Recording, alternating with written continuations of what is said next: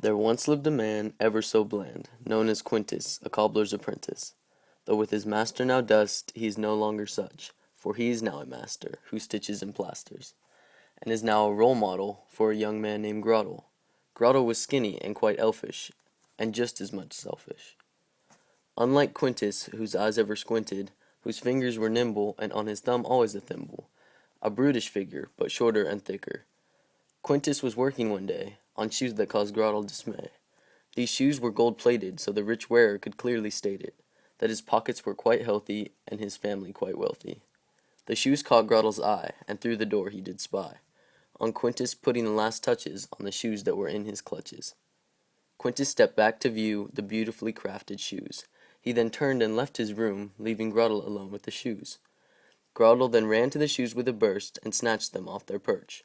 He slipped out of the room sneakily and hid the shoes secretly. He then called to his master to inform him of the disaster. Quintus was furious and just as curious. He asked Grottle where he'd been. Grottle replied, "In the chicken pen." Quintus thought of his reply, deciphering if it was a lie.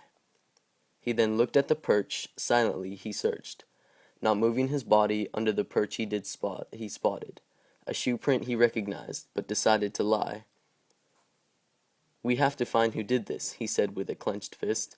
"They realize not what they took, those greedy petty crooks. Go alert the guards, they're standing outside the bar." "I will, master, and I won't make haste. We've got no time to waste."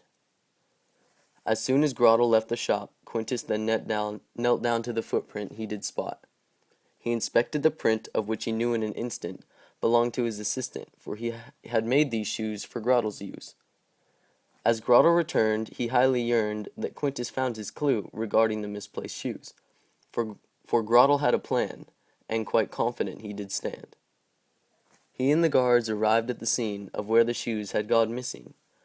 Quintus then smiled, much like a child, as they walked in the room, until he noticed Grottle's shoes. Upon his feet was a complete and different pair of that of which he did wear. Quintus then focused on the guards that did circle the room with stern faces and small paces. He then looked up at Quintus with inquisitive looks upon their faces. They asked if he'd happened upon any shoes that did not belong to himself but to someone else.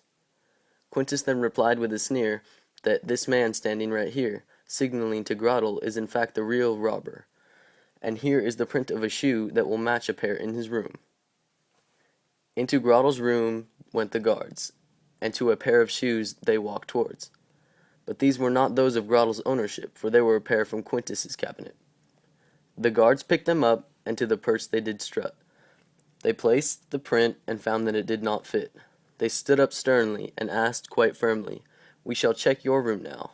Quintus raised one brow. The guards then went to Quintus's cabinet. As they opened the door, a pair fell down on the floor. A guard picked them up and found that they were covered in muck. They both looked at Quintus, who tried to keep his distance. Quintus took sight of the pair, and then he said with a sneer, "Those do not belong to me, for they belong to my trustee." The guard's eyes squinted, and he walked over to the area that was printed. He got on one knee and lined the shoe up perfectly. The guard then shouted, "'Twas this man undoubted." Quintus was then restrained before he could explain. "There has been a mistake, for I am not the man I seek," Quintus exclaimed. "I have been framed." He tried to tell the guards, though they paid him no regards. He looked toward his assistant, who grinned in the distance, for Grottle had planned it, and Quintus could not stand it. Quintus then ran to his bed and lifted the pillow where he laid his head. He snatched the notorious pair that caused Quintus despair. He walked outside to tell the guards of what he did find. He stopped them in their tracks and said, extremely relaxed, "Thou hath found these shoes hidden in the thief's room." The guards then exclaimed, "These shoes hath belonged to the king." The guards turned to Quintus, who could not muster a sentence. "Thou shalt be put to death for thy royal theft. And as for thou shalt come with us now, for curious thy king will be to know who retrieved thy property." And to the palace they went, and to the guillotine Quintus was sent. Before he could defend his case, two separate objects were his torso and face. And after hearing of Grottle's action, the king had a gay reaction, rewarding him with a fortune as well as a large portion of fertile land, just as Grottle had planned.